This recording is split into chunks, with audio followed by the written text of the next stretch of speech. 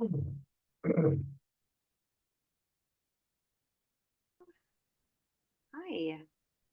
There. Long time no see. Yeah. Barry. For you've presented to 1,300 people. That is very impressive. Yeah, it was an awesome room. I'll send you a picture of it. Yeah. It's really kind of interesting. Is that the largest audience you've addressed before? Probably close. I mean, yeah, maybe one time.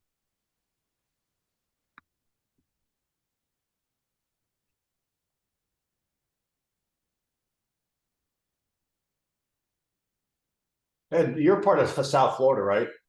Mhm. Yeah. Yeah, Mark Olish was there with me. Oh, I saw Mark King yesterday in Boynton Beach at one of Jackie Ellis's offices.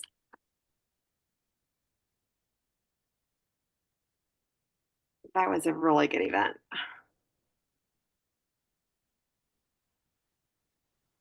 Annette Little, I like how you have your last name Little in capital letters. That's clever.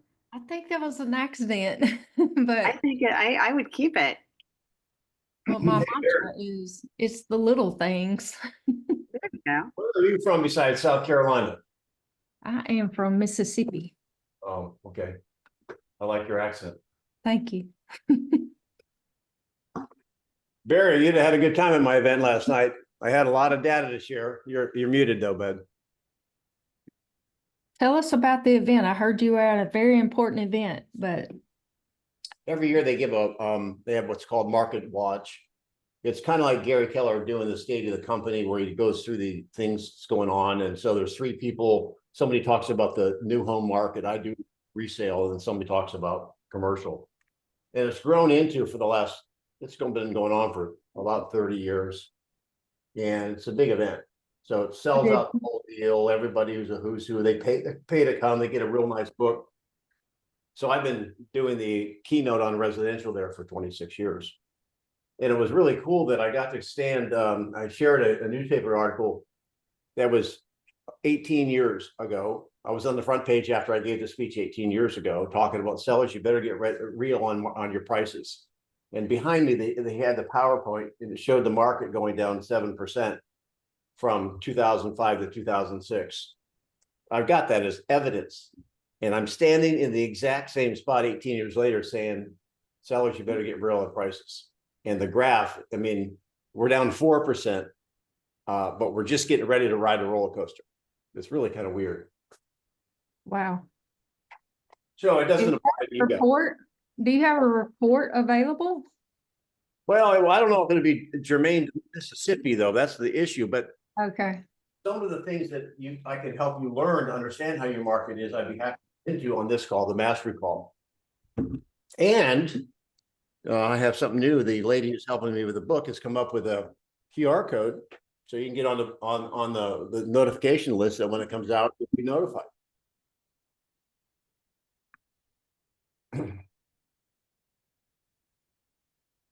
I'd like to be able to fly the twins in. You'd have liked it.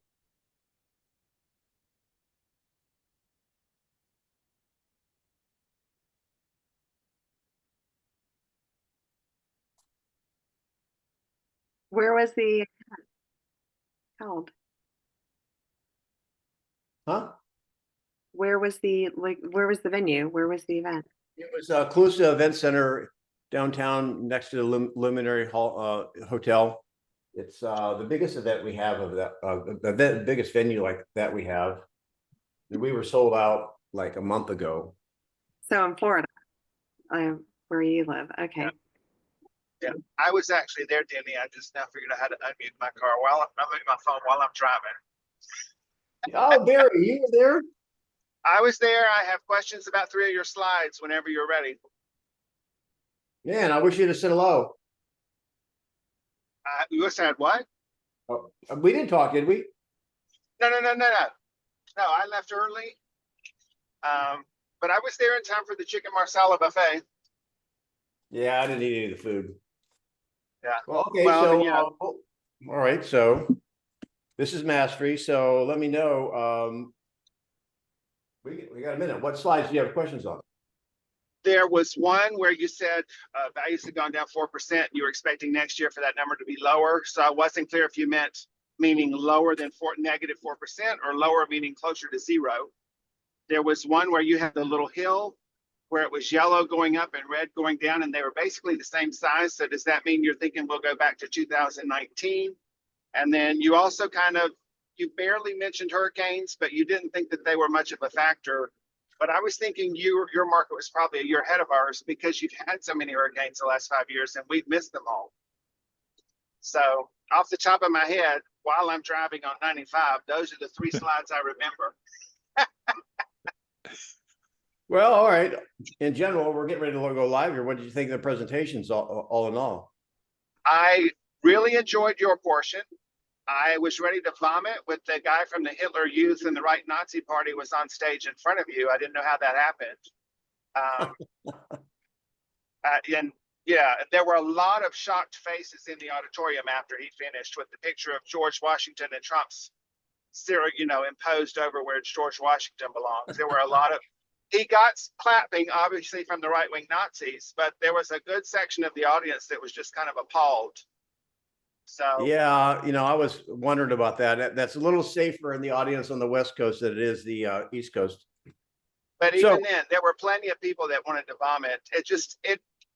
I'm not at Keller Williams anymore, but I did watch the vision speech. And, Gary Keller spent 15 minutes on tariffs. Never once did he mention Canada, Mexico, Trump, the European Union, tariffs, Republicans, Democrats. It was just, this is the history of tariffs, and this is the danger of the doom loop. And he left the facts be the facts and kept politics out of it. And that, I have to say, is the wisdom and the astuteness of Gary Keller with experience under his belt versus the wet behind the ears right-wing Nazi youth guy that was on the stage. So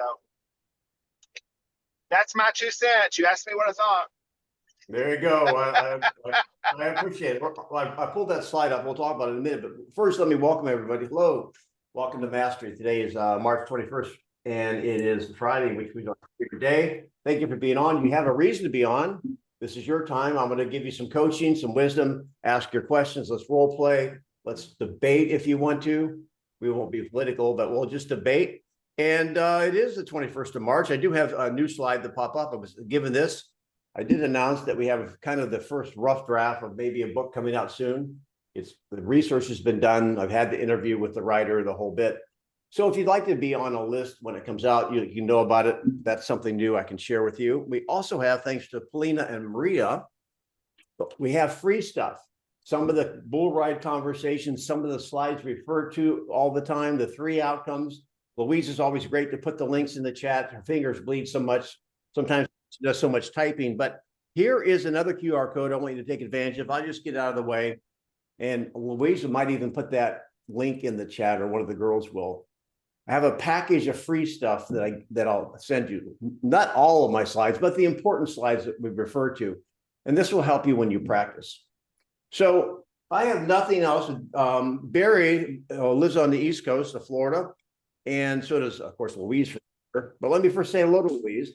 So people get geared up.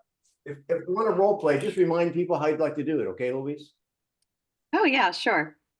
Okay, so we're going to identify a scenario in the chat, and then we'll pull names from the chat.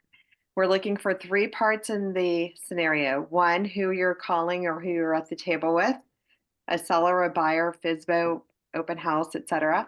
Identify an objection.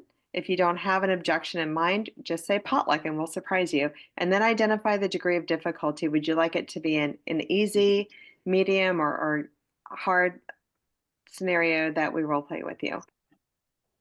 And then Denny, Fan at the beginning, he would like to focus on his active listening and active answers based on the objection. Sure, that's great.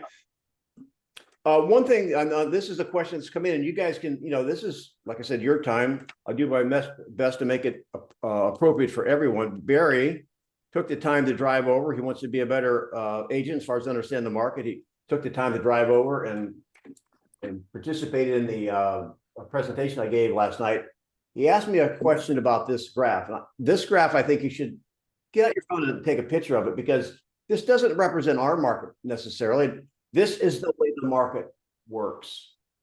And I came up with this graph 20 years ago, and I was able to use it last night because the market cycles repeat themselves. So Barry, I don't know, are you still driving? Are you able to communicate? I'm driving, and you may have to mute me when you're through with me. That's okay. So the issue is this. Most markets in the US had, Gary Keller talks about in the vision speech about he shows the 4% curve, where normally there is an average to how the real estate market goes. And then you have some outlying events that happen that would maybe cause the market to accelerate or decelerate, et cetera. But generally markets follow this pattern. If you have rational growth all the time, your market will be probably like, I would guess, I'm from Ohio. Their market is probably, it's not too exciting, but it's not bloody either. So it's just steady Eddie, normal. That's rational. It grows relative to income. It grows relative to economic things like employment, blah, blah, blah. Well, back in the early 2003, 4, 5, we had a market really accelerate here in Florida, where people were buying spec houses because of prime lending. And so it drove growth irrationally. Then during COVID years, you all participated in an irrational growing market, which it was a once in a century experience, right? So that's irrational growth. Take it to the bank. Anytime you have something irrational happen, irrational growth, there's going to have to be something that offsets that. And that's the red line you see behind me. That will be irrational decline. The market's going to fall back to a base equilibrium. So Barry, you asked me, and I put an arrow on that. That's where we are in Florida. Our prices have just started going down, but our inventory is accelerating, which means if you have more inventory, you can count on lower prices. So to answer your first question, Barry, when I said 4% is going to get, forget how I said it, we're going to see prices fall further. Does that answer? Yeah. So. Yeah, I wasn't sure when you said the way you worded it, like if you expected to have the number be a bigger number than -4, like it was going to be -10 next year, or if you meant like it was going to be closer to 0. That's Right. what I wasn't really clear on. All right, and the last point I'll give you on this graph is just, and this goes back to your second question, Barry. I don't predict the future. In fact, this will be a pop quiz. Louise, you cannot answer. What are the 3 things we know as a professional? What has sold, what's available, something else. Yeah, you got a 60. You got a 60 on the test. Well, I am driving. It's hard to think, but anyway. What do we know, guys? We know past, present, Trend. Canada. What else do we know? Trends, right? So the interesting thing is, this is what I want you to know. A market will not turn around until a level of confidence returns. Now, and again, I've got people here from the Florida market. What's going to happen is, now that the media is going to pick up on the fact that homes are slow, inventory's up, buyers market, they're going to start, that drum's going to be beat. So when that happens, what do you think buyers do? Do they step into the market or step away from the market? They're going to step away. They're going to, yeah. You said they leave? They leave over any excuse. A runny nose will do. No, they don't leave. They pull up a chair, get popcorn, and watch it, but they don't leave. Oh, well, I meant like, yeah, they would leave like any contract, any excuse to get out of it is what I'm thinking. So, but yeah, I get what you're saying. Some level of confidence would have to come back into the market. That's just the way the market works. And then it's like someone blows a whistle and all these buyers hop off the fence because a certain level of confidence has returned that actually shifts the curve back up. And over time, you get right back on rational. Does that answer your question, Barry? It does. When you have a seller ask you how long they think this is going to last, if they say it's going to be a year, Denny, 2 years, 3 years, do you make any kind of a forecast at all on that based on your local market? I know this is a localized, this will be for everyone. So I want to make sure my conversation applies to everyone. When someone asks you what's going to happen in the future, what do? You pull out a crystal ball and tells them what's going to happen in the future. No. Well, you're from Russia, you may have one, but short of that. It's not unusual. Your buyers and sellers want to know what's going to happen next. When it comes, and we have a conversation around that, don't we? Knuckle button. Can I tell you what's going to happen next? We can. But they're asking, how long is it going to last? So let's have a role play around that. I think this is a good one because people, they want to know. So who would like Louise, is there somebody in line that would like to do that? There is. I don't mind doing it though, but there is. All right, Is it- Barry, you are that person that wants to know the future, and Louise, you are the agent. You're having a conversation over a cup of coffee at the table. Go. Barry, if I knew the future, we'd be having a call while I'm at I would be calling you from my private island. I can't predict the future, but what I can do is we can look at what has happened, what is currently going on, and we can look at the trends and we can make a reasonable, go ahead. Yeah, I was gonna say, Louise, based on affordability in our area and the average income, is there some kind of reasonable expectation as to how far you think prices will fall? No, just No, that they're falling right now. Barry, we know when we've hit rock bottom as we're coming up, and we know we've hit the peak as we're coming down. So after it happens, that's when we know we've hit the extreme. And Well, you showed remind me me, on your graph that values went down for 5 years last time. Do you think it'll be 5 years this time, or maybe half of that? I can give you a prediction, but let me ask you this question, Barry. May I ask why you're asking? Are you? And I don't want to I'm buy and looking- be upside down in 2 years. Okay. Well, Barry, I can appreciate that. And you might appreciate hearing this. In no 10-year stretch has anyone lost money when they've owned a home. So how long do you plan to be in the home that you buy? I'm the only one that lost money last time. And how long did you hold that? How long did you hold the I home? bought in 2004. All And right, in time. 2014, it wasn't worth what I paid. And when did you Time. sell it? When you say that no one's lost money in 10 years, I shouldn't have used an absolute, but historically well, speaking. you say in the past, in the trend, in the past, this has happened. You're almost predicting that in the future. So let me give you a quick little shot at it, Barry. Ready? Okay. Well, I don't know. I mean, the issue is the last time we went through this, it was 15 years for the homes to come back up to what your value is today. So my question is, what's the greater pain? You selling a little bit light right now, then maybe you'd earn more if you'd have waited. Or you waiting and it takes 15 years for it to come back to this number. Yeah. Well, if it's a seller, yeah, the greater pain would be waiting. If it It's the was a same buyer, question the for a greater buyer, pain the would- same question, Oh. same. It's the same, write down, you make note here, practice your greater pains. Because guess what? One thing will happen. And they have to make a decision, the market will act one way or the other, we have no control over that. However, lay the greater pain out there, which means, okay, if you do it, and basically the other thing happens, oh, that hurts. Okay, well, you don't act, and what you didn't anticipate or want to happen happens. Oh, that hurts. Which one hurts the most? And I can tell you from the past experience, I mean, our market went down considerably, and I don't know how much it's going to go down this time. Our market went down 70% in 4 years. I don't think we're going to see that. However, you know what? I don't know. And there could be this stretch, right, with all the uncertainty, there could be a 10-year span where somebody loses money on real estate. So without getting into the predictions, I would just say, which is the greater pain? Denny, Yes, can I use analogy on buying a stock? you may. All right, let's try, Barry. So, have you been investing any stocks?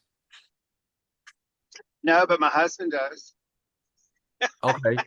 So I guess whenever your husband buying a stock, does he know whenever it's a rock bottom, whenever it's the toppest to sell?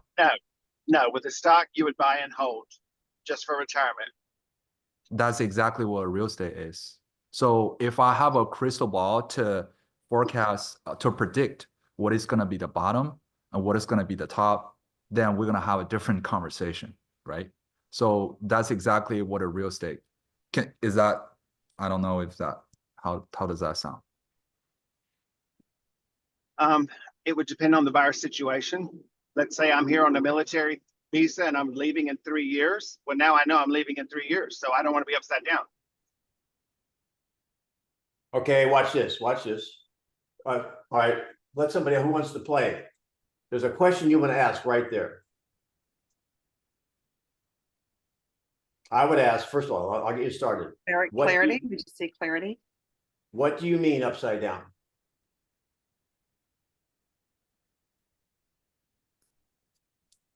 Barry, are you there? We lose him? You're seeking clarity. Upside down, I don't want to sell it for less than I paid for it. Okay. Then what is your greater pain? Let's say you're taking you decide to rent, and in 3 years you move. And you then discover that looking back, that if you'd have bought, you would have made $30,000 in equity. Ouch. Or you buy because you're betting on the market to get better, and 3 years later when you move, you're upside down by 30,000. Which one is the greater pain? That's all you have to do.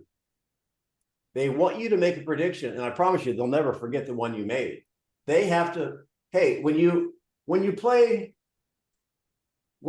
craps, I mean, I like craps, it's pretty complicated, really, unless you played a lot, but you're playing percentages, right? You're either, and there's one spot on the board. It's called the don't pass square, which you're betting with the house. So if somebody's going to be here short term, they have to decide which way they want to go. They have to either go red or black, but you got to remember there's always a green on the roulette table. Sorry to switch. So let's move into some of the conversations. Who put something in the chat, Louise? And Nicole is working with an expired, market repositioning, and medium. I don't do medium. I'll do medium. Nicole, Okay. where are you? I'm sorry, mine was seller reposition. Did I not write that clearly? It reads market reposition, but I kind of took it as a seller. Dealing with Okay, thank position, you. right? Mhm. Yes.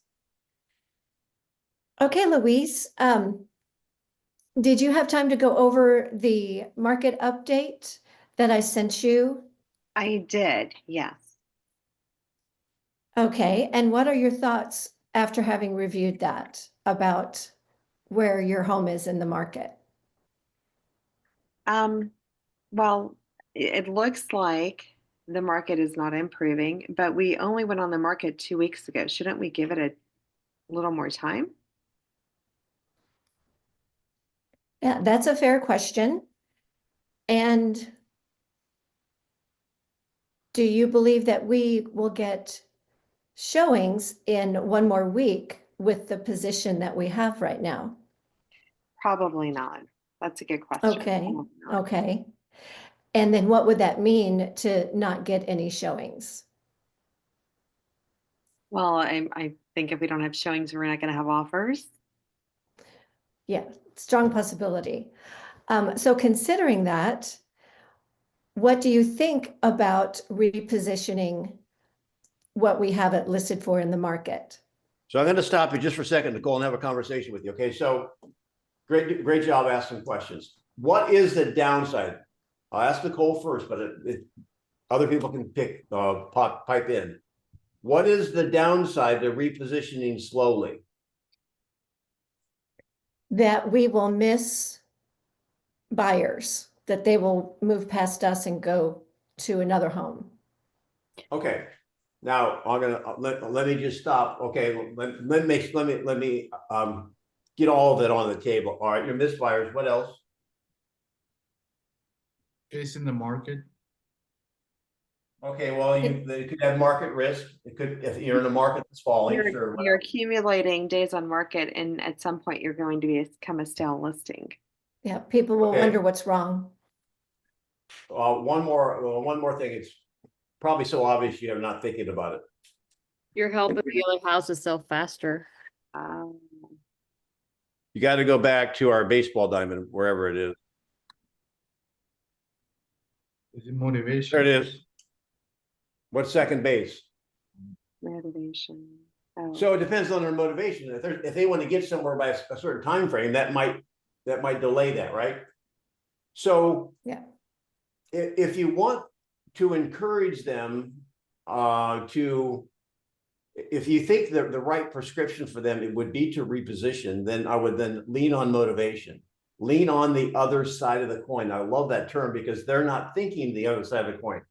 One thing that I want to talk about, Nicole, really fast, you made a statement that I think is kind of interesting and it's worth talking about. This is mastery, so I'm going to go in a little bit deep. The missed buyers. Tell me how they would miss buyers. Meaning they would see another property as a greater value.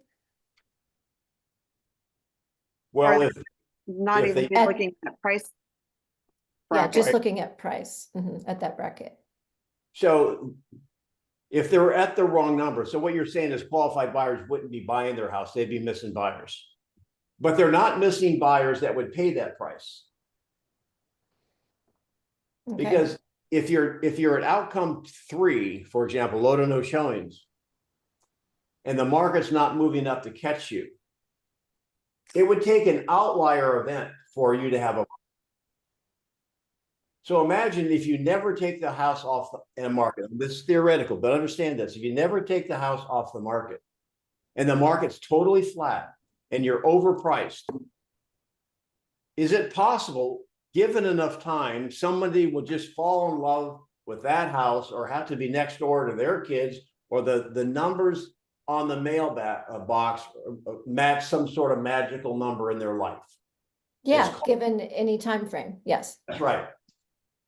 So if you're at the wrong price in the scheme of our in working in real estate in an acceptable period of time inside the realm of possibility, you will always miss buyers at the wrong price.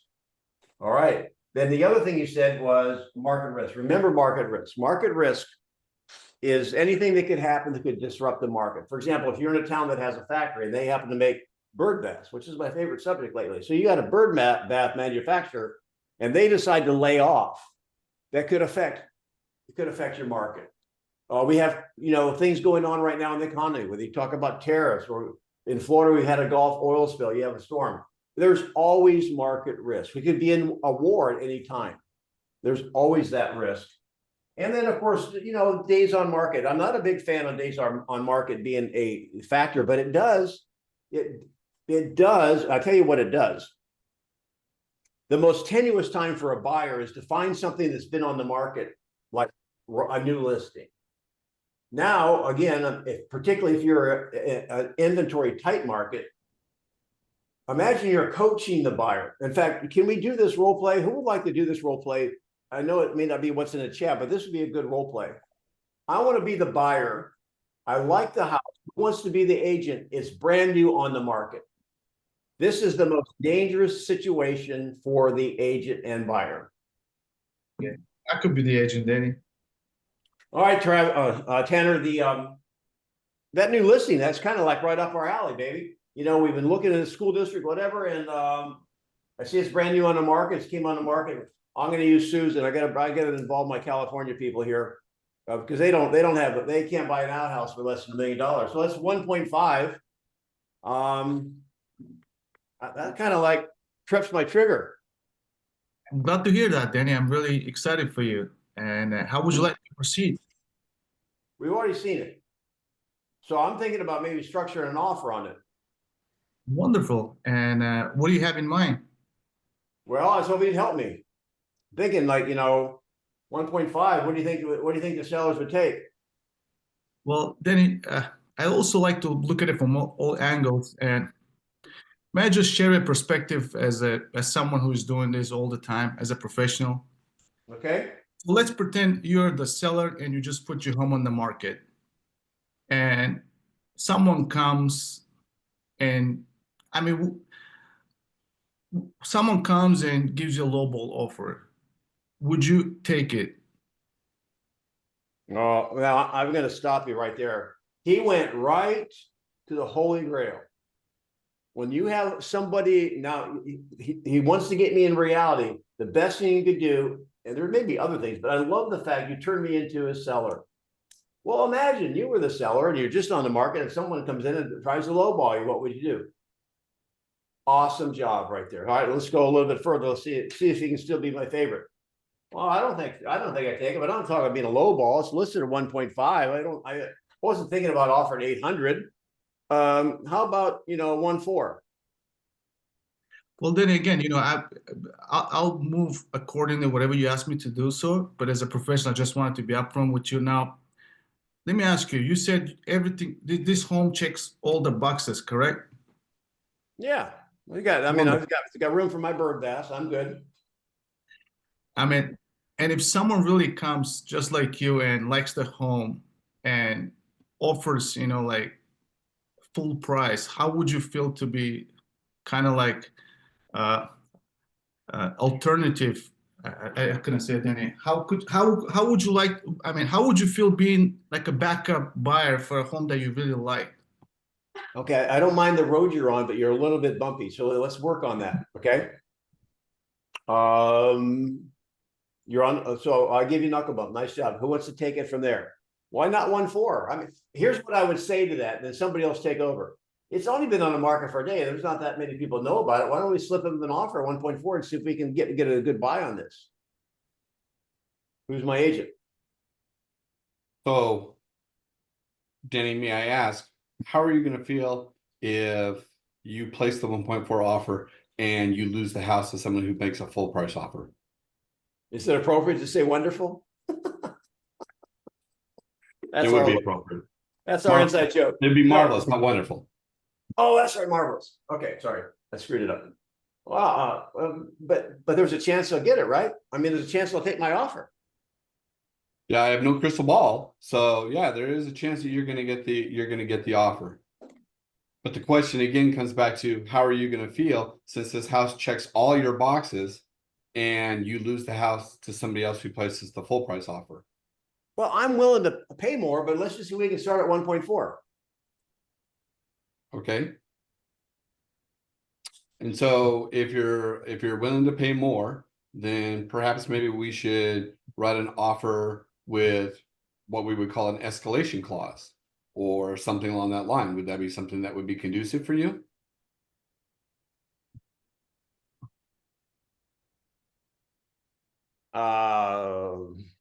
Okay, I'm thinking. Not a bad angle. I'm not a big fan of escalation clauses. Anyone else want to move forward with this one more time? What's the greater pain? Oh my gosh, the heavens have opened. I hear angels singing.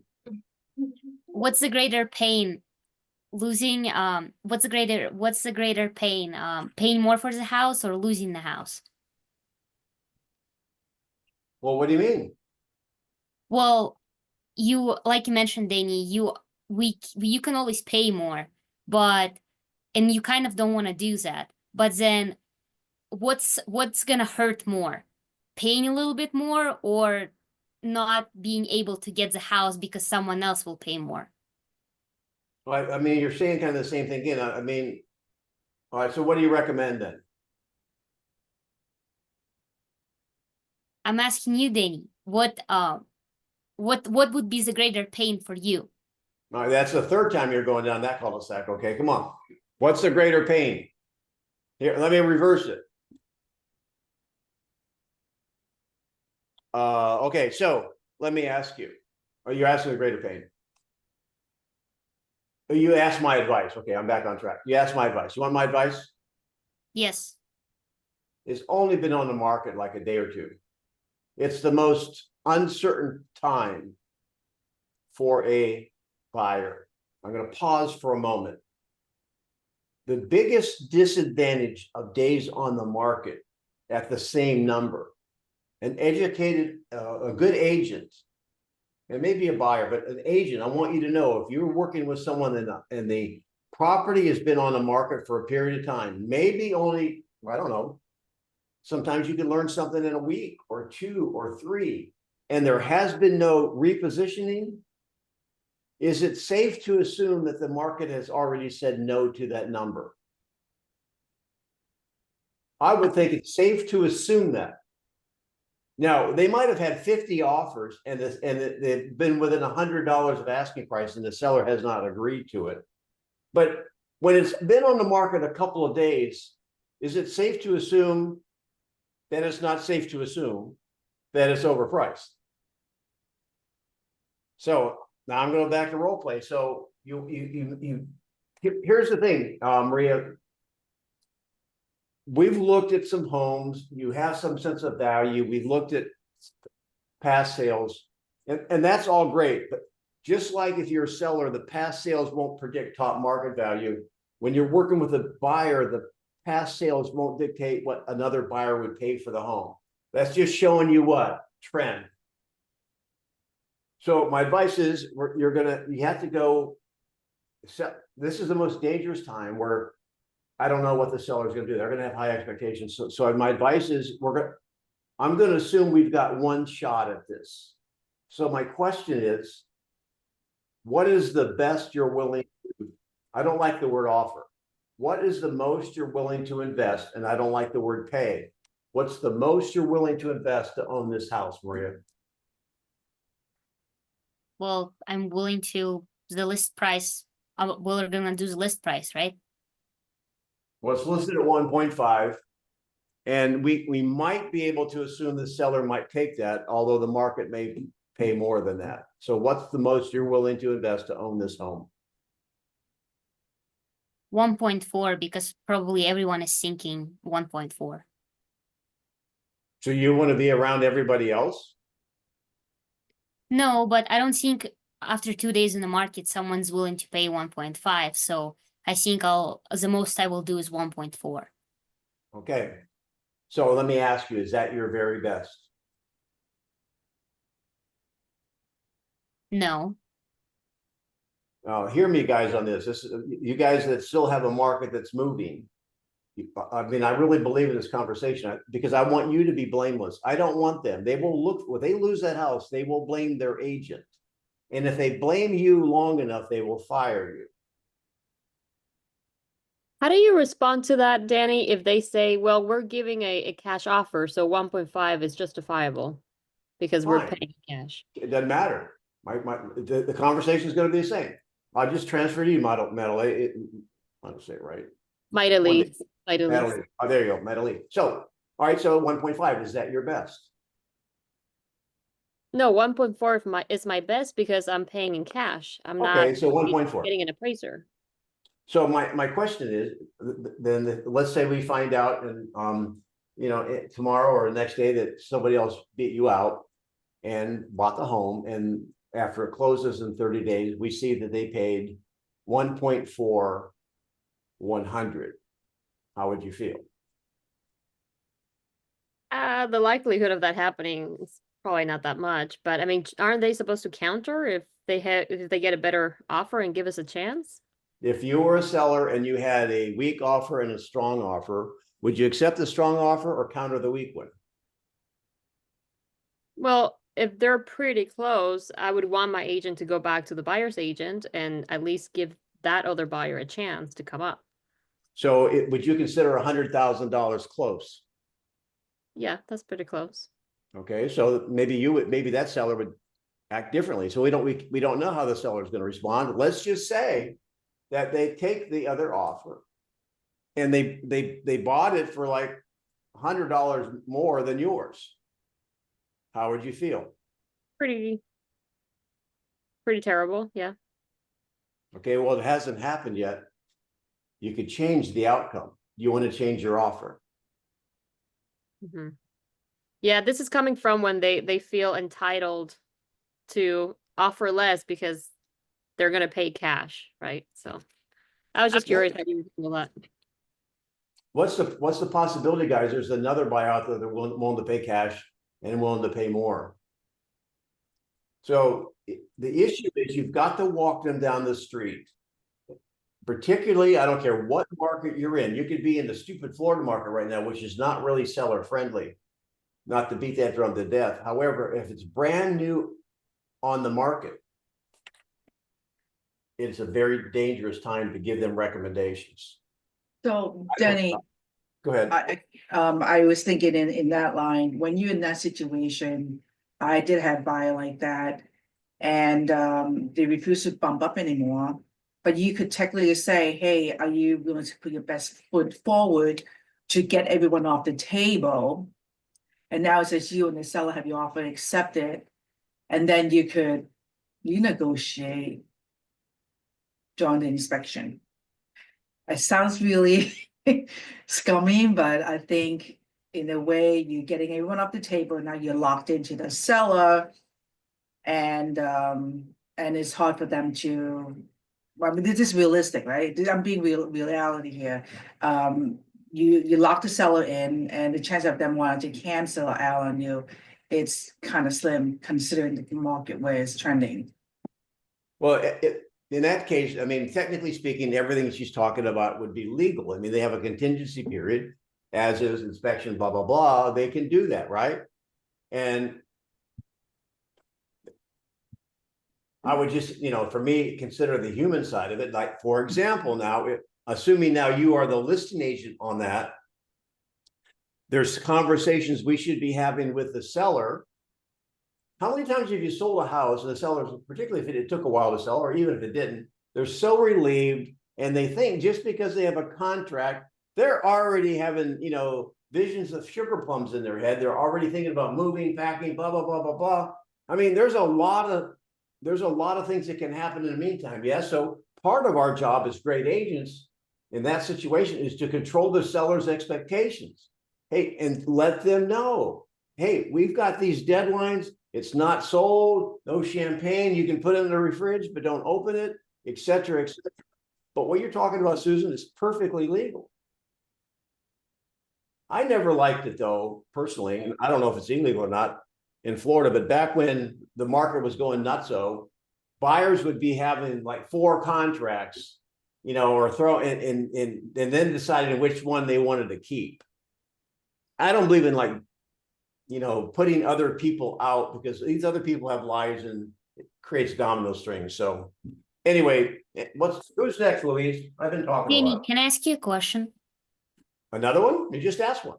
What happens when the seller says, well, I don't want to reduce the price because if they're gonna make an offer, they're just gonna make a offer that's less anyways. I had that today. I went on a listing appointment today. I still have it, guys. I still have it. It was a referral from a friend, and I went over there. My daughter's there, who's my listing agent. It's been expired. They want to sell. Anyway, it's a classic thing where started too high. The sellers knew it was too high, and they brought it down a couple of different times. They want to sell. I've got advice for you. You're taking notes. If they want to sell and they're motivated to sell, here's my advice. Help them sell. Get out of the way. So they asked me the question, and we're talking about at 500. They started like at 590, and they reduced it a couple of times. Now they're at 550, which is fair, in our area. It's not out of whack. But the market's falling. They could have 600 for it probably 2 years ago, and they now have terminated the listing and interviewing us, asked the same question. This is what I said. Because they're talking about positioning, right? And I said, well, probably based on this or this sale and strategic positioning would be probably around the 5. Now, I'm talking about positioning. Did I give them a number? It's already been on the market. So we've already learned certain things. So again, I'm not telling them what it's going to sell for. They pressed me on that too. And we can have that role play if you want to. But I said, the issue is that we have to have someone to negotiate with. So in the last 8 weeks, you had it too high. You only have 3 showings. Who did you have to negotiate with, Maria? No one. Well, are we better off to have someone to negotiate with, even if they start low, than to have no one to negotiate with? But when we were buying a house, and we saw homes for 500, we would just, I don't know, we were affordable for 475, but we would put in an offer for homes that were higher, like 500. You would put in an offer over asking price? No, so like what I'm saying is there are homes that obviously I'm not affordable for example, 500, but I would still look at them. So what I'm saying is that there are buyers that aren't affordable for my home, but they're still looking at it. Okay. What's the point? Do you The want people point looking is at it? You want that- people looking at your home that can't afford it? No, but you said that there's no one who you could negotiate with. But what about those people that are still looking at our house? Maybe they just haven't seen it because it's been on the market for so long. So maybe I'm missing her, where she's coming from. Can somebody bail me out? Maria, do you know what the number one enemy is to a home's value? Days on market. Mm-hmm. Well, you're not gonna tell it to the seller. Yeah, I do tell it to the seller. We tell them that Tell them what? days on market are the enemy to a home's value. It dropped the perceived value. I don't know. That's The a Jeff longer the days Glover. on market, the less appealing it is to buyers. They're gonna wonder what's wrong. They're gonna offer less. So next up we have Helena. Seller, who wants to list it at a 2023 price, and she wants this to be a hard objection. Groovy. Who's that, Lena? Helena. Helena. Clean up. All right, clean up. All right. I'll handle that. Denny, I think we should put our home for the same price as it was worth in 2023 because interest rates are the same. That's for how much we bought the home, so the buyers will have the same buying power. Okay, and what is that number, Polina? It's 550. And that's a 2023 price? Yes, And what is today's price? 470. 470? Realistically, yeah. Okay, so you want $70,000 more because it was 2023. Well, in 2023, I bought the home for 550, and currently I'm looking to put my home on the market. And I don't like your market analysis because I think I'm gonna get the same price for my home because interest rates are the same. So they're gonna be paying the same amount as I'm paying right now, essentially. So I'm not going to bore you with the motivation, where you're going, when you're going to need to get there. I'm just going to go right for the jugular, right? I'm just going to ask a question. So when you sell this, are you going to buy another house? Yes. Okay. Are you willing to pay 2023 prices when you go to buy your next house? Well, I have to. Same interest rates. Have you actually had anyone say that? It makes no sense to me. My mind must be like overcooked from all that research I did for my speech. What does the interest rates have to do with this? Well, even like talking to a lot of for sale by owners, they're listing their home in 2023 price because interest rates currently are the same as in 2023. And I'm actually doing a service to buyers because I'm not increasing the price based on appreciation. I'm actually keeping it the same. All right. So now let me just approach it this way. Whatever they say, like I had a slide showing people burying a St. Joseph statue in the yard. Some people believe that's like good luck. Whatever they're doing, ask them if it's like a buy owner, how is it working for you? And if it hasn't been on the market yet, just ask the question like, okay, well, what are you going to do if that doesn't work? Well, it's as a for sale by owner, it's gonna work because I'm having showings right now. And I think I'm gonna go over asking even. Okay, so you're the one buy owner, you're asking 550 for a house that's worth 470, right? Yes. Right. All right. So how long are you willing to give it for that to happen? I have time. How many people are getting really excited about this listing? about mine? Yeah, I mean, if you have time, it doesn't sound, I was trying to avoid the motivation conversation, but if they have no motivation, you see, if you have a seller with motivation, I don't mind the knuckle bump and taking them their price, but if you have a seller that has their logic here is faulty. However, if they have motivation, sooner or later, a rational behavior will take over. If they have no motivation, I don't see any benefit taking a listen, do you? No. Like, I'm already getting weary talking to you about it. Mhm. Denny, didn't you say yesterday at Market Trends that when that situation happens, to identify the fact that if they're gonna be selling lower, they're buying lower? So it's kind of like a wash?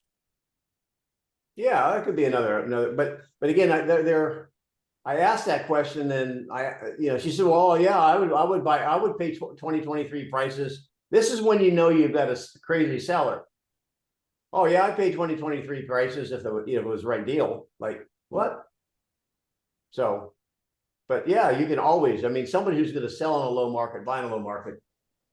That would be a great path to go on. Louise, who's next? Tanner is next. He's a seller. He's working with the seller at the table. Surprise him with a hard objection. Actually, Denny, I do have a situation, so I'll be the seller and you'll be the agent. So you have listed my neighbor's house, and I'm hesitant to list with you because we're in the same block. I feel like it's going to be conflict of interest. Okay. Go. All right, so I understand. Other than that, Tanner, is there any other reason why you wouldn't hire me? I mean, no, Denny, otherwise, everything looks good, but yeah, I just feel like we're going to be competing with my neighbor, and I just want to avoid that. Okay, so let's say I didn't have your neighbor's house listed. Would you use me to get your home sold? I would think so, yes. Why? I mean, Here's my point, guys. What am I doing? If there's an Isolating. offer, well, not only And isolating, he's helping him identify why he wants to hire you. yes. When you have the opportunity, let them tell you why they want you. Because I'm going to use it against them. Why would you hire me? Well, everything else looks good, Danny. It looks like you know what you're doing. But again, I'm really hesitant because I feel like it's going to be conflict of interest. More So hooks in you- this water. Hang on. So you would hire me if I didn't have the one next door listed, right? Yes, Because you think I'm a confident agent. that's correct. So, all right, let's play this out a little bit. So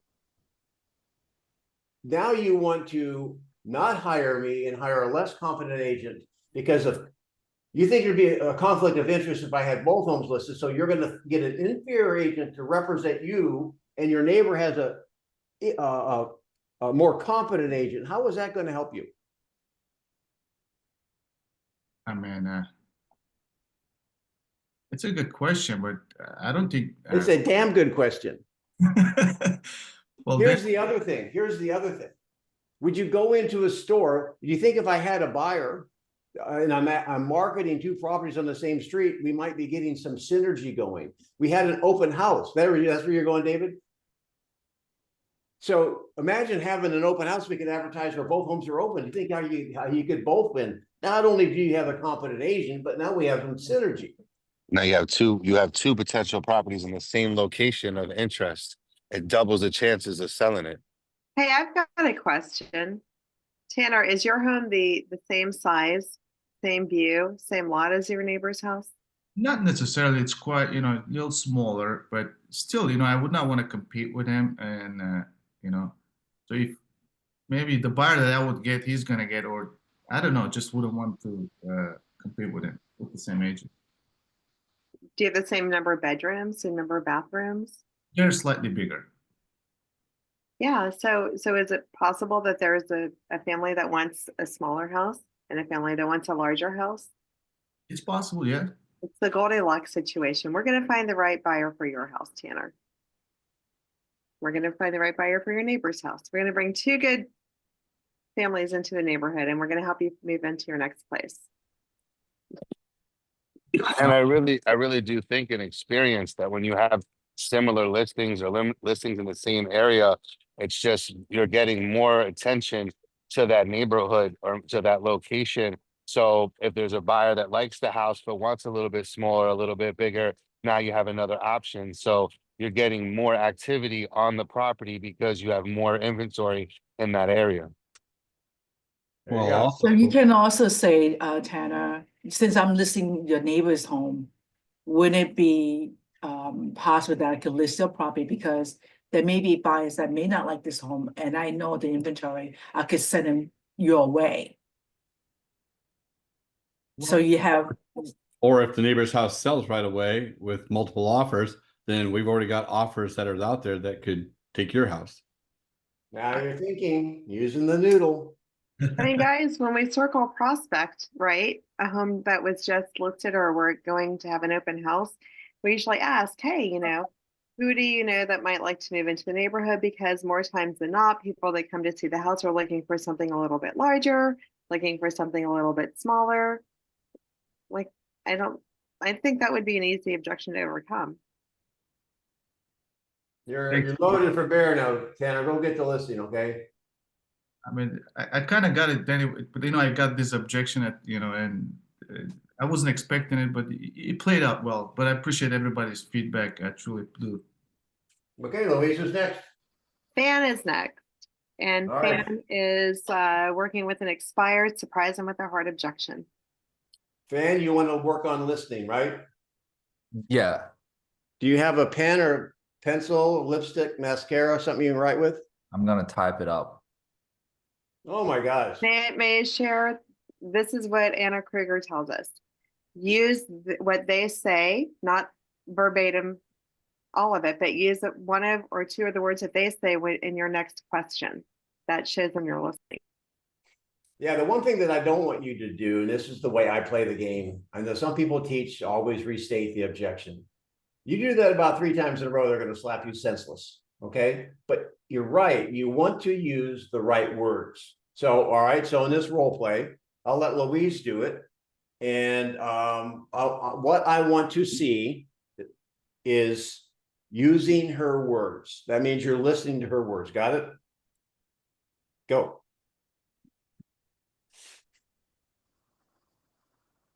I can't hear you, Fan. You're muted. Okay, Okay. Luis, is there any question I can ask for you before you put me to work today? You know, Fan, you presented a marvelous presentation. We're very pleased with it. But what I would like to see or understand is how are you going to handle the showings when we're in and out of our house and we don't want to be interrupted? Okay. What I want to focus on showing while you are in and out of the house is whenever I want to communicate clearly with the buyer agent the way that you feel most comfortable and confident. All right, hang on, Any one more, question? hang on. That was like a 45-second answer to a short question. And you know what? You were repeating 2 words, but I think you missed the most important one. In my opinion, I could be wrong. I think the essence of the thesis of her concern is interruptions. That's just what I heard. Is that accurate, Louise? Yes. So you repeated a lot of things, but again, what I learned a long time ago, when you communicate, there's the message, then there's the meta message, meaning, okay, it's not what the words are, but you pick up the body language or whatever. What are they really saying? That's when you can ask great clarifying questions.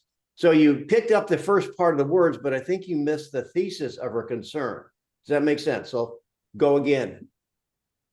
Start asking her about, well, talk to me about the interruption concern.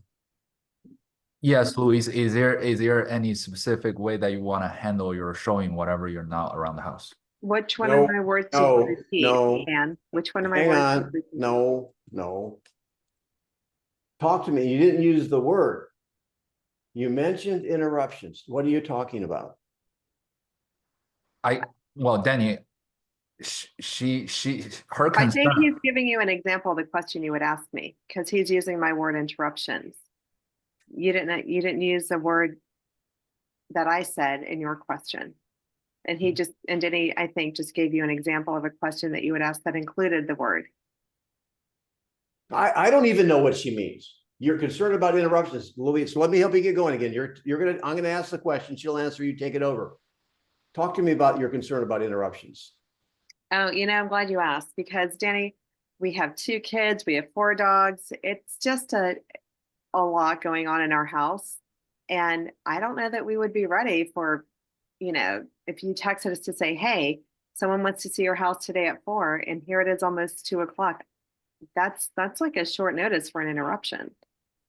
Okay, Fan. Uh-huh. I see. Seeking clarification, basically. Well, okay, so Yeah. well, now you have a bit. How would you follow up with that conversation? What would you say next? Well, she mentioned about short notice. Yeah, 2 dogs, She- 4 dogs, or 4 kids, something like that. Yeah. Now I can say if there's a way to communicate that, articulate that with the buyer agent, and then not to be inconvenient for you and your family, would Okay. it be okay? Go ahead, Denny. Say what you would say. So here's I don't know how much experience you have in real estate, but you're getting much better at your questions. The experience tells me, okay, so what would be a preferred way you would like to handle it? I mean, they're stepping into that. When they want to sell their home, they have a busy life, not unusual. How would you prefer us to handle that, Louise? And use something I said. How would you like to hear about this? What is an advance notice that you would feel comfortable with for the showings? Because I said the word showings, right?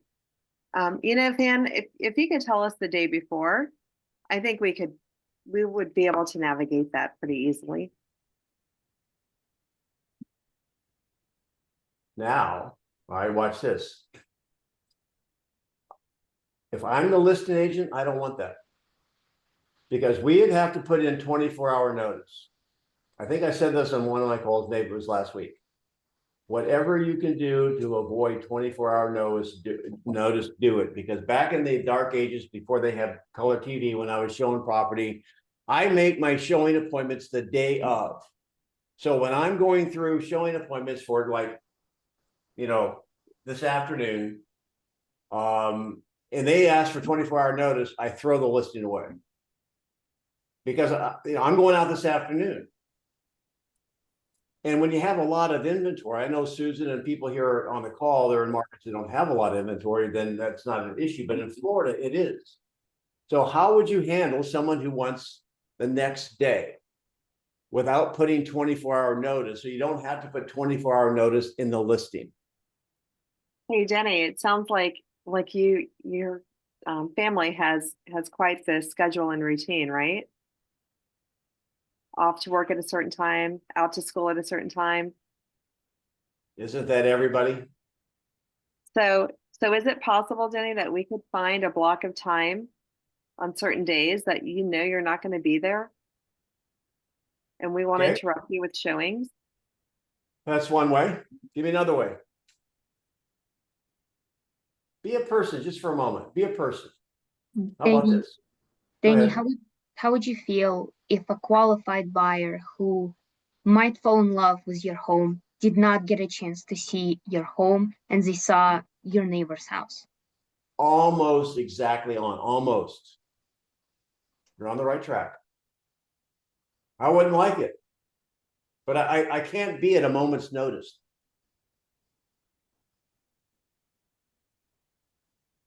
Denny, tell me what you could do so we wouldn't miss the ideal buyer. Right. Well, this is how it handled. So I get life. I get your life and lifestyle. Not unusual. So here's my point. If I put 24-hour notice in there, we can possibly miss a motivated and a great buyer for your home because they're in town for a day because they got transferred here. You don't want to miss out on them, that buyer, do you, Louise? I don't. What do you recommend? Well, here's an idea that might work. I can put in the confidential comments. Seller requires, would like to have 24-hour notice. However, they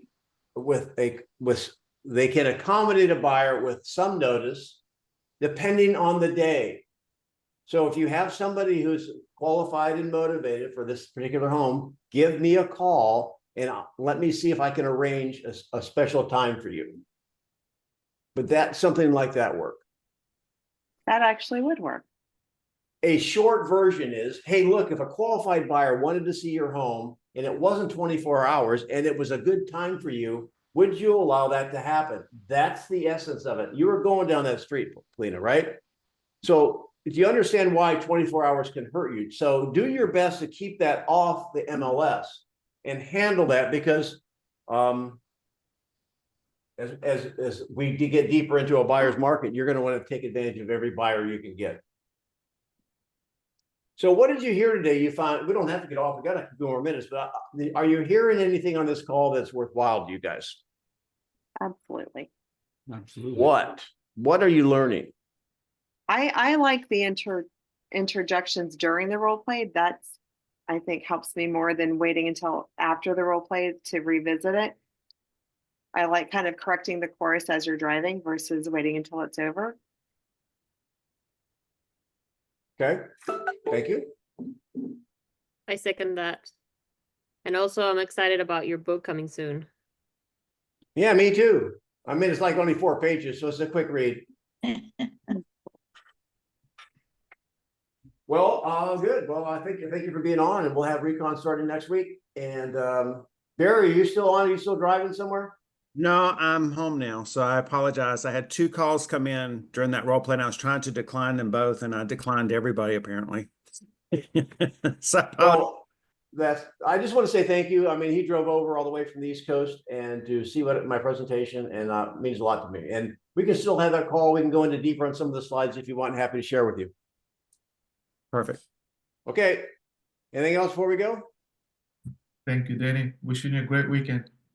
Hey, wait a minute before we go, Robert. All right, I want to give Robert's our marvelous guy. Yes. All right, we're going to have a role play. I'm going to be a seller at the table, and so let's see. You get through a minute and a half. Whoever got a timer, and he's not going to say marvelous one time. Ready? Go. Fantastic, Denny. There's only that one Yeah, time. I thought I'd screw you up and throw you something else. No. So Denny, you know, after everything we've gone through today, do you have any other further questions? No. The only thing I'd like to do is I would like to have I don't like the 180-day listing. I'd like to have it 90 days. And I've got I got my golf pro's second wife's boyfriend's therapist that I'd like to exclude from the listing. Okay. So beyond the days on under contract, and excluding that individual, I apologize. I missed who that was, but that individual from the listing, are there any other concerns that I should be worried about? No, that's it. Oh, okay. He didn't say it. He wanted to, though. I know. I know. Yeah, it's hard. Not gonna lie. No, go ahead. No, just go ahead and say it, because you'll be uncomfortable if you don't. No, I'm fine. I'm good. I'm gonna figure out how to get this out of my head. Trust me. I'm working on it. We had a good long conversation about this 2 days ago. Rewiring my brain. I'm gonna get there. So okay. All right, that's fine. We're having fun with you, Robert. I know you're growing. Thank you guys for being on. Love you. Before we go, you know how on Shark Tank they have Mr. Wonderful? We have Mr. Marvel. Yeah. So you can't say any words this next week that start with M, okay? That's okay. I can laugh at myself just as much as you guys can laugh at me. So you just said we're me. laughing with you. We're laughing with you. Bye-bye.